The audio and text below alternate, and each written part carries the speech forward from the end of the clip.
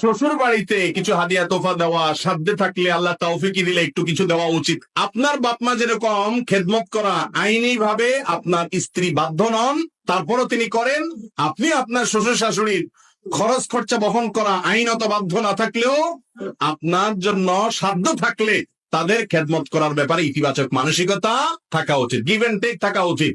শুধুমাত্র বউ আপনার বাপের বাড়িতে খেদমত করবে, আপনি শ্বশুর বাড়ির কোনো খোঁজ খবর নেবেন, এটা উচিত না।